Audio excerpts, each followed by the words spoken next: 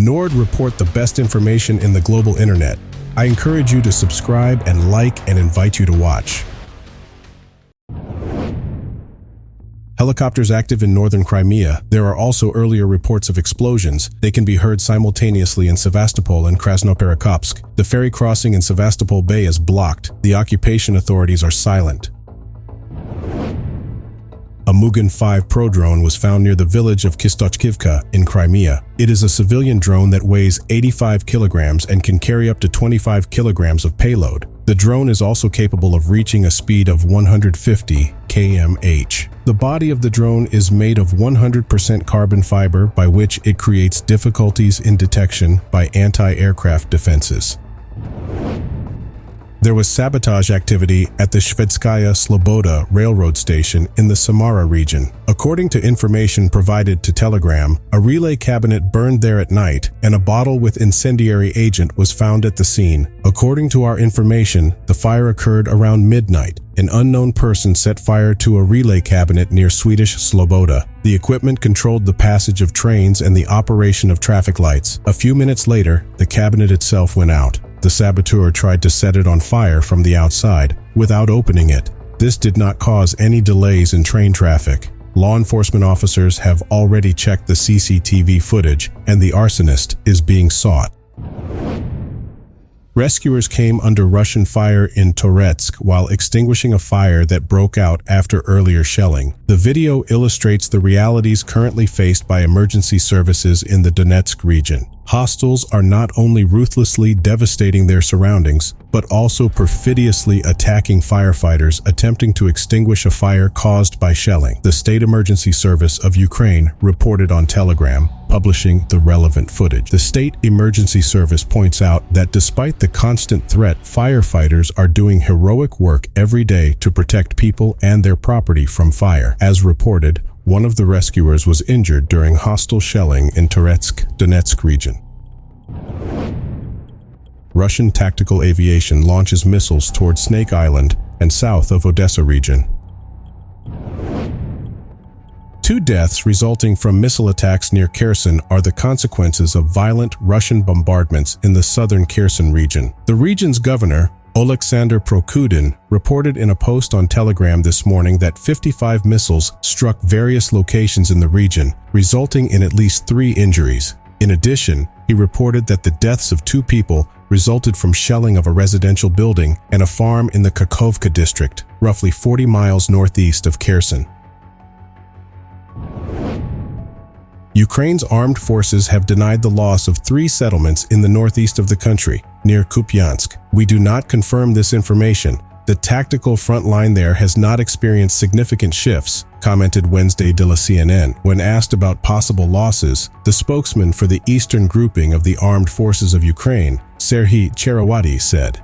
His statement came after reports from Russian officials and Ukrainian sources that Moscow forces had forced Ukrainian units to retreat by several kilometers, abandoning 3 small villages. As part of effective counteroffensive operations, units of the 15th Motorized Rifle Brigade, under the skilled command of Lieutenant Colonel Builov, liberated Sergeyevka, the Russian version of the name Serhiivka, reported the Russian Defense Ministry on Tuesday. Ukrainian President Volodymyr Zelensky declared last Tuesday that he will not allow corruption or treason in national affairs while his nation struggles to find ways to defend itself against Russian aggression. Zelensky called for a fight against corruption in his evening video address, when 2 significant issues came to light: the arrest of a conscription official accused of extensive embezzlement and an MP accused of collaborating with Russia. Last month, the president announced plans to conduct searches of conscription offices to detect and eliminate corruption. I would like to warn all parliamentarians, officials, and public office holders, he announced. When everyone's focus is turned to whether we have artillery, missiles, and drones, you feel the moral power that our soldiers have transferred to Ukraine. I no longer wish to observe such refusals, he announced. No one wishes to observe this. Ukraine doesn't have the time for it anymore. Ukraine's partners have pledged an additional $244 million and specialized equipment for humanitarian purposes, including the demining of the country, First Deputy Prime Minister Yulia Svyridenko announced Tuesday. We must not only bring about the demining of the entire area in order to protect human lives, but also speed up the process, announced Sviridenko, who also serves as economy minister, in a communique published on the government's website. This is about economic recovery because the sooner we return potentially mined areas to use, the faster business will develop there. Russia left numerous areas mined after it suspended its invasion of Ukraine in the first half of last year and shifted its troops eastward. The U.S. State Department estimated in early December that some 160,000 square kilometers of Ukrainian territory needed to be checked for explosives. The U.S. Defense Department on Tuesday promised Ukraine $400 million in additional aid, including anti-aircraft missiles, armored vehicles, and small drones, among other things, Reuters reports. The announced support package includes, for the first time, the provision to Ukrainian forces of Black Hornet reconnaissance drones, which are manufactured by Teledyne FLIR Defense, part of Teledyne Technologies. The manufacturer said the Hornet drones, made in Norway, are already in use in Ukraine thanks to donations from the British and Norwegian governments. FLIR Unmanned Aerial Systems was awarded a $93 million contract in April to provide small reconnaissance drones de the United States Armed Forces. The aforementioned support package de la Ukraine also includes munitions for Patriot and National Advanced Surface-to-Air Missile Systems, Stinger anti-aircraft systems, additional munitions for high-mobility artillery rocket systems, Stryker armored transport vehicles, and many other types of missiles and rockets. Russia's State Duma has given second reading to a bill banning Rune registration with foreign email services. According to the new regulation, the majority of shares, more than 50%, in Russian news aggregators should belong to citizens of the Russian Federation, reports TASS. It also prohibits the creation of accounts on Russian websites using foreign emails. According to the new regulations, registration on Runet sites will only be possible through the use of Russian phone numbers, the Unified Biometric System, email registered with Russian Federation services through the Gosuslug portal, and with IDs registered on Russian sites.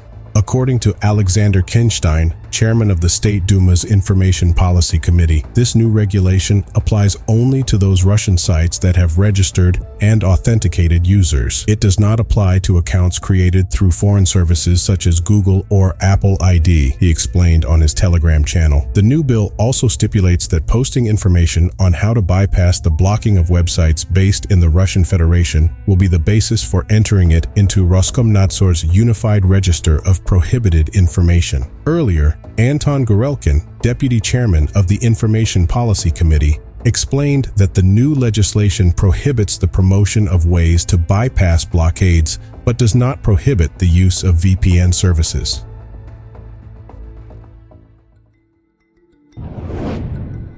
Russia's armed forces are carrying out attacks in the Donetsk and Luhansk regions. The Ukrainian army has carried out 26 combat clashes with Russian troops south of Dibrova in the Luhansk region, east of Stupochka, near Deliivka, Avdiivka, and Marinka, the General Staff of the Armed Forces of Ukraine reported this morning. According to this morning's communique from the General Staff of the Armed Forces of Ukraine, Ukraine's defensive forces have experienced a triumph in the Staromayorsk and northeastern Robotin regions, advancing their lines north and south toward Bakhmut. Group IB founder Ilya Sokkov has been sentenced to 14 years in prison by the Moscow City Court on charges of treason, the court told RIA Novosti. The case materials are classified, and the businessman's defense has indicated that he does not admit guilt. Sergey Shoigu, the Russian Defense Ministry chief, has been pictured in North Korea celebrating the 70th anniversary of the end of the Korean conflict. The photographs, which appeared in North Korean media and on the Russian Defense Ministry's website, show Shoigu being greeted at Pyongyang airport by his North Korean counterpart and the Russian ambassador to the country. This is the first event of its kind since the beginning of the COVID pandemic, when a high-profile foreign delegation arrived in North Korea. Beijing is also represented. China's top official, Li Hongzhong, visited North Korea this week. Shoigu is expected to observe one of the country's trademark de la military parades held to mark the national holiday tomorrow. Right now, North Korea is commemorating the anniversary of the signing of the Korean Armistice Treaty of the year 1953. I believe that today's discussions will contribute to closer cooperation between our defense ministries, Shoigu noted in comments published by the Russian Defense Ministry. For a long time, U.S. intelligence services have suggested that Russia is acquiring arms and ammunition from North Korea. In September of the previous year, leaked data claimed that Russia had purchased millions of artillery rounds and missiles. Officials at the time stressed that Moscow may continue to purchase more military equipment from North Korea as the conflict drags on.